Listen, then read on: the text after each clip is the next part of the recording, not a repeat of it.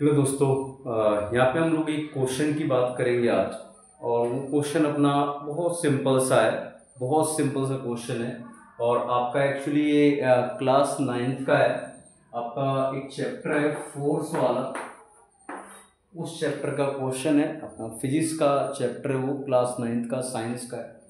ठीक है। और क्वेश्चन क्या पूछ रहा है उसको थोड़ा सा हम लोग समझ लेते हैं। ठीक है। मैं थोड़ा सा फोर्स से रिलेटेड कुछ आपको फॉर्मूले बताता हूँ। एक फोर्स का फॉर्मूला होता है अपना, जिसको आप बोल देते हैं एम ए। इसमें एम मास है, ए एक्सेलरेशन है, चेंज है। अच्छा, उसके बाद इसी का फोर्स का फॉर्मूला एक है dp by d t. Sir ये P मतलब यहाँ पे क्या है, मोमेंटम है, change in momentum with respect to time. एक फोर्स का ऐसे ही है mg, यहाँ पे g का मतलब है एक्सीलरेशन टू ग्रेविटी। जब कोई चीज पृथ्वी की तरफ गिरती है, अर्थ की तरफ गिरती है, तब लगता है।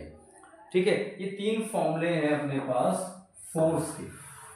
और यहाँ पे जो क्वेश्चन बोल रहा है उसको थोड़ा समझते हैं। क्या बोल रहा है, an object of mass 2 kg।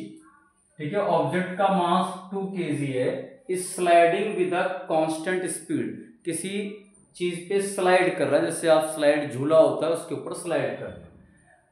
Constant velocity है, मतलब एक कांस्टेंट वेलोसिटी से चल रहा है पर्सन। बिल्कुल सिंपल है, कांस्टेंट वेलोसिटी। और 4 मीटर पर सेकेंड उनकी वेलोसिटी है on a frictionless horizontal table. समझिए कि ऐसे टेबल है और ये टेबल फ्रिक्शनलेस है। आप समझ रहे हो इसका मतलब फ्रिक्शनलेस का, कि इस टेबल पे जब वो स्लाइड कर रहा है ना, तो स्लाइड करने पर अगर पर्सन यहाँ पे स्लाइड कर रहा है, तो स्लाइड करने पर इस टेबल की तरफ से लगने वाला जो फोर्स होता है, जैसे आप किसी भी सरफेस पे स्लाइड करेंगे, तो जिस पे आप स्लाइड कर रहे हैं, लाइक फर्श पे स्लाइड कर रहे हैं, तो फर्श आपके रिवर्स में आपकी स्पीड को रोकने के लिए फोर्स लगाएगी, उसे फ्रिक्शन बोल रहे हैं। तो सर यहां जो होता है फ्रिक्शन वो नहीं है, उसने क्या कहा, फ्रिक्शनलेस हॉरिजॉन्टल टेबल। मतलब जो रिवर्स फोर्स है रोकने के लिए स्पीड की, वो अप्लाई ही नहीं हो रही है टेबल के लिए, वो नेग्लिजिबल है ही नहीं। ठीक है। फिर बोल रहा था force required to keep the object moving with the same velocity is. देखिए इस क्वेश्चन को बिना टच किए आप आंसर निकाल सकते हैं। इसने क्या कहा कि इस ऑब्जेक्ट को सेम वेलोसिटी से चलने के लिए कितनी फोर्स चाहिए। देखिए पहली बात समझिए कि आप इस बात को समझिए, यहां पे इसने वेलोसिटी को कांस्टेंट बोल दिया। वेलोसिटी कांस्टेंट मतलब होता है, जो मैंने यहां पे लिखा हुआ है पी का मतलब होता है मोमेंटम। मोमेंटम मतलब जो चेंज आता रहता है वो, ठीक है, पर्सन की बॉडी में। तो यहां पे मोमेंटम mv है। उसने क्या बोला है आप समझिए कि ये मास है और ये वेलोसिटी उसने कांस्टेंट बोल दी। उसने बोल दिया कांस्टेंट वेलोसिटी चलेगी।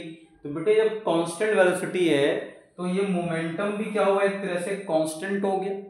कि अगर मैं इसका निकालूं पूरा मोमेंटम, तो 2 इंटू 4 8, ठीक है, 8 kg मीटर पर सेकेंड, ये आपके पास मोमेंटम आ जाएगा। मैंने क्या किया, मास ले लिया m 2 kg है और वेलोसिटी ले ली जो कि 4 है, मल्टीप्लाई किया तो मोमेंटम आया। मोमेंटम को मेंटेन करने के लिए, चेंज करने के लिए अगर मैं बात करूं, चेंज इन मोमेंटम, ये रहा अपने पास फॉर्मूला कि मोमेंटम को चेंज करने के लिए फोर्स लगती है। अगर ये मोमेंटम यहां पे इसने क्या बोल दिया, कांस्टेंट है, चेंज सर हो ही नहीं रहा, मतलब चेंज इन मोमेंटम क्या है, कांस्टेंट है, तो बेटे फोर्स तो 0 हो जाएगी। और सिंपल बात है, वैसे भी एक बात समझ में आ रही है, जब कोई रोकने वाली फोर्स नहीं, आप किसी चीज पे स्लाइड कर रहे हैं पर आपको रोकने वाली फोर्स है ही नहीं, 0 है, तो सर वेलोसिटी तो चलती रहेगी वो, क्योंकि उसको रोकने वाली फोर्स तो है ही नहीं। तो हमें इसको सॉल्व ही नहीं करना था एक तरह से, इसने सब कुछ पहले दे दिया। इसने क्या कहा कि भाई फोर्स की रिक्वायरमेंट कितनी है, सर कुछ भी नहीं है, 0 न्यूटन फोर्स लगेगी।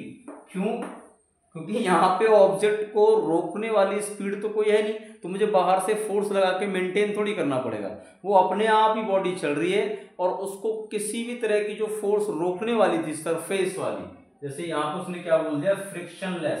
फ्रिक्शनलेस का मतलब हो गया कि यहाँ पे लगने वाला फोर्स क्या हो गया, जीरो हो गया। और जब यहाँ पे लगने वाला फोर्स जीरो है तो कोई भी फोर्स उस वेलोसिटी को मेंटेन करने के लिए मुझे लगेगी नहीं, इसीलिए ऑल ओवर फोर्स क्या आ जाएगा, जीरो आ जाएगा। क्लियर बात, ये एकदम सिंपल सी बात है कि भाई यहां पर मोमेंटम था, मोमेंटम जो है उसको चेंज करने के लिए फोर्स चाहिए होता है या मेंटेन करने के लिए फोर्स चाहिए होता है।